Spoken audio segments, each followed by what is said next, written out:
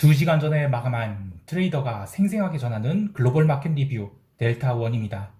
우리 시장은 폭등을 했는데 미국 시장은 CPI 발표 후 증시가 잠깐 솟아올랐지만 결국 제자리로 내려왔고 통화시장과 상품시장이 난리가 났죠.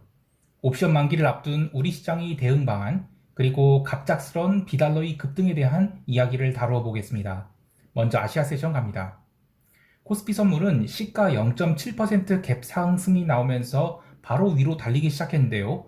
만기 하루 앞두고 갭 상승이 0.7%가 나오면 콜 감마가 살아날까 말까 한 그런 애매한 상황이 됩니다.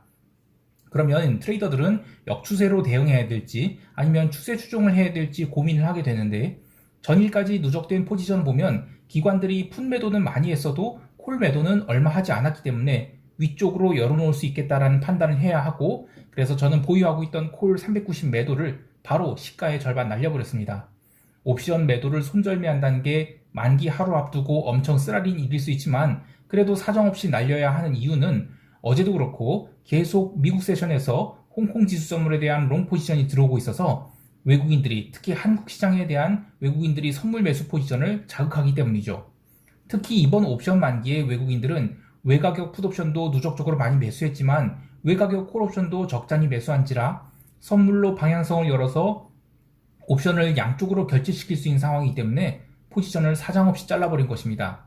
나머지 콜옵션도 3.5포인트를 넘어가면서 모두 손절매했습니다. 그런데 오늘 지수가 급등을 하는 상황에서 선물 미결제 약정은 마감 기준 896계약밖에 증가하지 않았어요.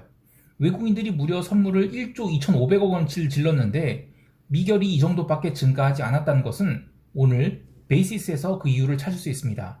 오늘 선물 베이시스는 장 초반부터 내내 콘텐고였고 11시 넘어서부터는 이론 베이시스 근접할 정도로 강한 베이시스를 보였죠. 이렇게 되면 그동안 누적된 프로그램 차익 매도가 완전히 청산되게 됩니다. 거기에 더해 일부는 네이키드 포지션을 잡고 있었는데요. 금융투자는 선물 매도 6천억, 그리고 투시는 선물 매수를 4,500억가량 했죠. 그러니까 지수 방향성이 연속적이지 않은 상태에서 프로그램 매매의 언와인딩이 일어나면서 신규 차익 거래보다는 기존의 포지션 청산이 주로 이루어지면서 선물 미결이 늘어나지 않은 것입니다. 또한 개인이 선물 매도 3,900억도 눈에 띄는데, 정리하면 개인이 선물 매도는 신규 매도로 추정되지만 주된 거래처였던 외국인들이 신규 선물 매수에 비해 기관은 선물 베이시스 개선으로 기존 매도 차익 잔고의 청산이 일어나서 선물 매수를 청산하는 그런 선물 매도가 나왔기 때문에 미결제 약정이 얼마 증가하지 않은 것으로 봅니다. 아니, 이 머리 아픈 게 뭐가 그렇게 중요하다고 이렇게 다루었느냐 하실 수 있는데요. 아주 중요한 전환점이 되었기 때문이에요. 그동안, 그러니까 이거는 거의 작년부터 계속 이어진 건데 베이시스가 계속 나빴어요. 그래서 매도 차익 잔고가 가득 쌓여 있었는데 이제 그 물량이 상당히 털렸어요. 앞으로 선물 매수가 들어오게 되면 그때부터는 시장 베이시스를 강하게 끌고 올라갈 수 있고, 그렇게 되면 코스피 200 바스켓 내 탑티어 종목이 아닌 세컨티어 종목들, 그러니까 시총 30등 바깥의 종목들이 강세로 전환될 수 있다는 이야기입니다. 보통 이 프로그램 매매를 할 때 코스피 200 지수의 200개 종목을 전부 바스켓으로 매수를 하거나 매도를 한다 이렇게 생각하실 수 있지만 사실은 실무적으로는 200개 모두를 거래하지 않아요. 상위 몇십 개, 많아봐야 한 100개 내외의 종목들을 바로바로 거래를 하고 나머지는 포지션이 누적되면 몰아서 거래를 합니다. 그래서 시장이 이 백오데이션 상태가 계속될 때는 상위 몇십 개 종목이야 프로그램 매매나 기타 수급에 의해서 왔다 갔다 하지만 하위 몇십 개 종목들은 늘 프로그램 매도로 처맞고 있었어요. 그런데 이제 베이시스가 콘텐고로 간다 그러면 프로그램 매매 수급이 늘 매수 쪽으로 들어올 수 있다는 얘기예요. 그러니까 코스피 200 하위 종목들에 대한 수급이 개선된다는 얘기입니다. 실제로 오늘 시장이 상승 종목을 보면 삼성전자와 SK하이닉스는 거의 안 올랐어요. 그리고 나머지 종목들이 고루고루 올랐습니다. 특히 코스피 200 하위권 종목들이 고르게 올랐는데 옵션 만기가 내일 모레, 그동안 이 바스켓 매도를 쌓아놨던 거 이거 허겁지겁 담은 거 아니냐 이렇게 보고 있습니다.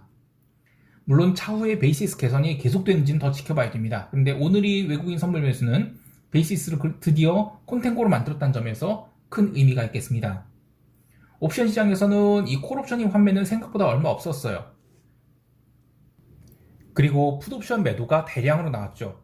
사실상 이 개인들이 풋 매수를 6만 계약 넘게 하면서 그것을 전부 다 기관들이 다 때렸다라고 할 수 있는데, 외국인들도 특이하게 장 초반 상승을 합성선물 매수, 그러니까 콜 매수와 풋 매도로 적극적으로 따라가는 등 상승 포지션을 구축했습니다.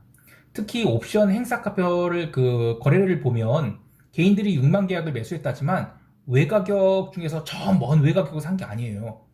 그 안쪽에 있는 외가격들을 샀기 때문에 이거를 그대로 올라가면서 델타를 다 쳐맞았다, 이렇게 볼 수 있습니다. 사실 좀 느끼는 게, 제가 이 포지션 거래를 하는 개인 옵션 트레이더들은 분명히 있는데 그런 트레이더들은 굉장히 잘하고 있습니다. 그런데 그에 비해서 네이키드성 옵션 매수를 질러대는 개인도 이 위클리 옵션이 활성화돼서 그런지 끊임없이 들어오고 있다는 생각이 들어요. 옵션 시장을 도박판으로 여기지 않는다면 옵션은 굉장히 좋은 해지 수단이 되는데, 오늘처럼 이렇게 개인들이 옵션 시장에서 털려나가는 것을 보면 마음이 참 아픕니다. 사실 이 당월물 옵션 말고 차월물을 보면 양쪽으로 고르게 미결제 약정이 증가 중입니다. 개인 옵션 트레이더 중 정석 플레이를 잘하고 있는 쪽에서는 열심히 변동성을 매도하는 등 착실히 이익을 쌓아 나가고 있지만, 당월물 옵션 처지고 있는 쪽은 눌리면 콜 매수, 오르면 풋 매수하는 이 역추세 매매를 계속하고 있는데, 옵션 시장에서 역추세를 하려면 제대로 역추세를 해야 돼요. 그렇게 이렇게 시간이 쫓기는 만기 당일, 만기주 이런 식으로 역추세를 했다가는 상당히 불리합니다. 여하튼 옵션 만기 하루 앞두고 시장이 급등이 나오면서 양 옵션은 행사가 395 중심으로 빵빵하게 프리미엄이 상체 마감을 했어요. 그래서 이길 시장이 아무리 분위기가 좋아도 초반에는 점진적인 눌림이 나올 가능성이 있습니다. 그럴 경우에는 개인이 또 콜옵션 매수에 달려들게 되고, 또 그러면 상방이 또 제한되고 결국에는 양꽝이 되지 않을까 합니다. 이럴 때는 당월물보다는 차월물로 양 외곽격 옵션을 매도해서 약하방이 포지션을 짜놓고 뭉개는 게 가장 유리한 전략이고요. 당월물로 승부를 보려는 것은 이 선수들의 영역이에요. 그래서 웬만해서는 그런 매매는 지양하는 게 좋겠습니다. 참고로 이 선수라 함은 프랍 트레이더들이 스캘퍼들, 아니면 HFD, 그리고 볼 트레이더들 이런 것들 얘기하는데 모르겠습니다. 저는 자신이 없어요. 근데 손매매로 자신 있다고 하시는 분들은 정말 대단하신 겁니다. 그러니까 한 35 넘으면 다 은퇴되지 않나요? 아무튼 여기까지 하고 유럽 세션 넘어갈게요.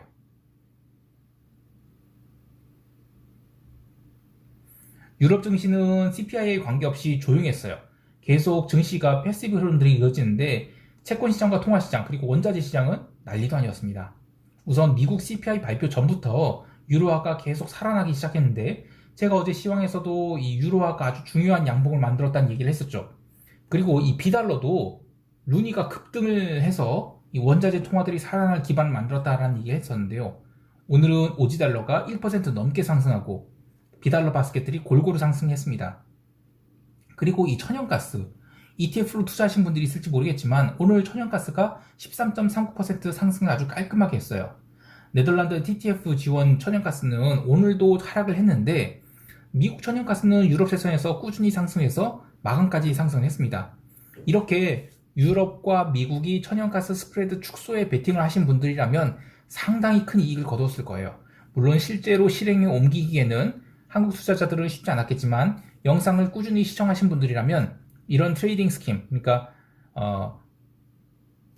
미국산 천연가스가 유럽에 도착하게 되면 유럽 가격은 떨어지지만 미국 천연가스 가격은 점진적으로 올라갈 것이다, 이래서 스프레드가 축소될 것이다, 이런 트레이딩 스킴이 어떻게 시장에서 먹혀 들어간지를 관찰할 수 있는 좋은 기회였다라고 보고 있습니다. 원자재 이야기 좀 더 하면, 오늘 아시아 세션에서 구리가 급등을 했습니다. 상해 금속거래소에서 구리 매수가 아주 강력하게 들어오면서 톤당 7만 위안선을 강하게 넘었고, 이게 유럽 세션에서 이어지면서 구리는 3%가 넘는 급등을 했는데, 미국 세션에서도 이 초반에만 조금 눌렸을 뿐 계속 매수세가 들어오면서 결국 2.8% 상승해서 마감을 했습니다. LME에서 이 구리 가격이 톤당 $10,000를 넘긴 게 얼마만인지 모르겠는데, 어쨌든 톤당 $1064를 마감을 했어요. 물론 단기 급등에 따른 조정은 있겠지만 CPI 발표 그러니까 CPI 발표 이후가 아니라 전에도 올랐어요. 그래서 원자재가 고르게 강세를 보였다는 점에서 저는 구리가 $10,000 안착 시도 후 또 추가 상승이 있을 것으로 봅니다. 기름 또한 전일 $81에 안착을 한 뒤 한참 횡보를 했죠. 원유 재고 발표 있었고, 재고가 무려 455만 배럴 감소로 나오면서 예상치보다 크게 감소한 것으로 나왔습니다. 그러나 $81 선에서 과연 더 오를 수 있을까 했는데 매도도 안 나왔어요. 이렇게 되면 숏 커버링을 보러 갈 수밖에 없고 결국 유럽 세션 마감 후 브렌트가 85달러 안착을 한 다음부터는 숏 커버링이 나오면서 이 83달러 넘기기도 했습니다. 이렇게 원자재가 강세를 보이고 비달러 통화들이 강세를 보이는 것은 일종의 인플레이션 악순환이 시작됐다라고 봐요. 12월에 US CPI가 증시에서 어떤 별다른 반응을 보이지 않았다면 만약에 이런 원자재 강세 그리고 비달러 강세 추세가 1월 US CPI 때 더 오른다. 그러면 어떻게 할까요? 미국 연준이 어떤 선택을 할지는 사실은 뭐 뻔하잖아요. 뭐 QT를 더 앞당긴다든지 뭐 그런 거 하겠지만 저는 무엇보다도 21을 포함한 비달러 국가들이 압력을 받게 될 것 같아요. 그래서 그동안에는 달러가 과도하게 강세였다면 이제는 비달러들이 강세 모드로 돌아가는 그런 너희들도 비달러 국가들도 야 너희들 긴축해야지 응? 그런 압력을 받게 될 것 같아요. 그래서 오늘 이 비달러 통화 강세는 그런 국가들에 대한 긴축 압력을 보여준 게 아닌가 이렇게 생각을 합니다. 자 이제 미국 세션 갈게요.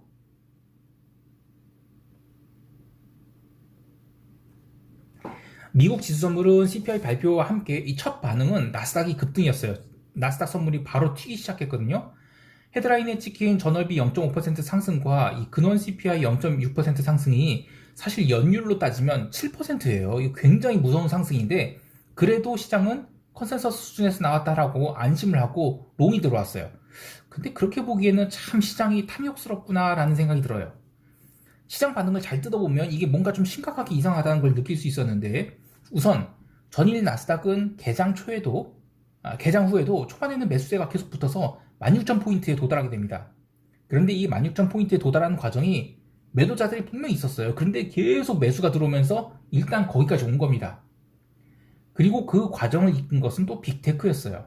그러니까 시클리컬이 살아나고 하는 상황이 아니라 누군가는 작년에 주도주에 계속 물타기를 하고 있는 거예요. 물론 시간이 지나면서 더 이상 매수세가 받쳐주지 않아서 결국 도치가 나오긴 했지만 이렇게 되면 시장은 재차 조정을 받을 수 있는 모습으로 마감이 됐다고 봐요.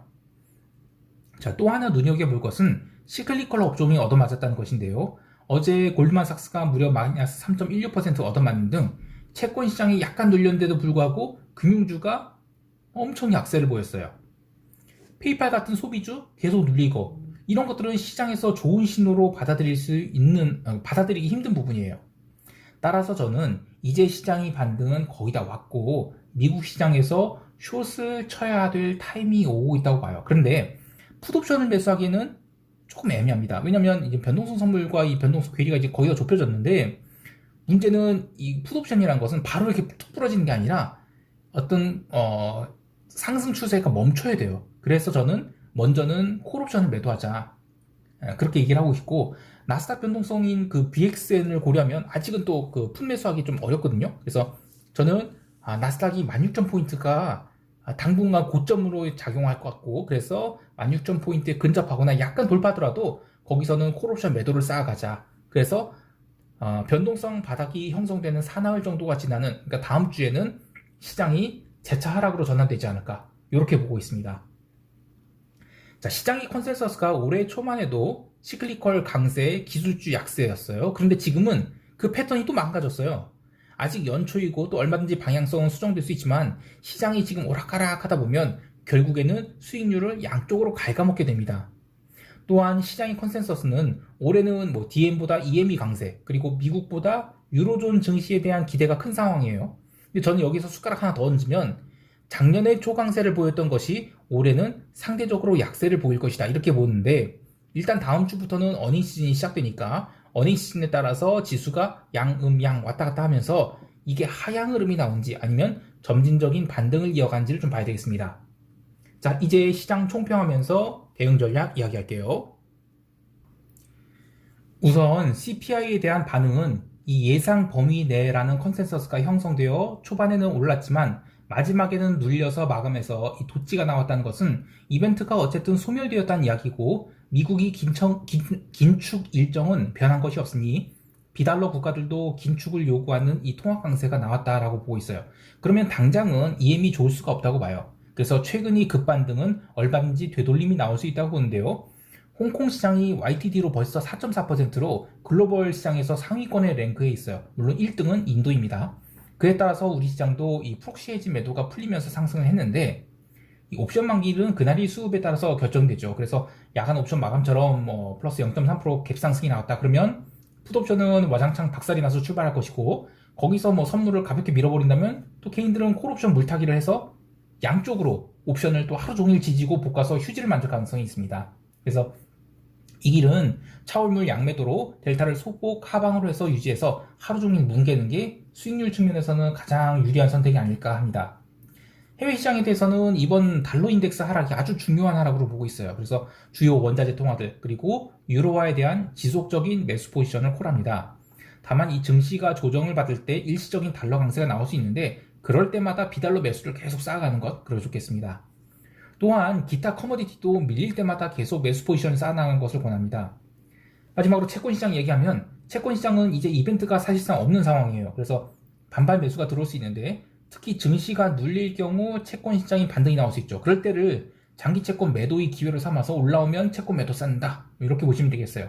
다만 타이밍 문제가 좀 있는데, 이 새벽 3시쯤에 이 10년 국채 입찰이 있었고 또 무난하게 진행됐죠. 내일은 또 30년 국채 입찰이 있어요. 이렇게 채권 입찰이 있을 때 그 전에 채권이 쭉 올라온다. 그럼 그런 구간에서 매도를 쌓는 게 좋습니다. 다만 이 채권 숏 포지션은 이익 실현까지는 기간이 좀 길어요. 그래서 무겁게 포지션 쌓지 마시고, 내가 이 구간에서 그냥 기계적으로 쌓겠다, 이 정도로만 생각하고 대응하시면 되겠습니다. 자, 오늘 하루도 성공 투자하시길 바라고요. 이상 델타원이었습니다. 감사합니다.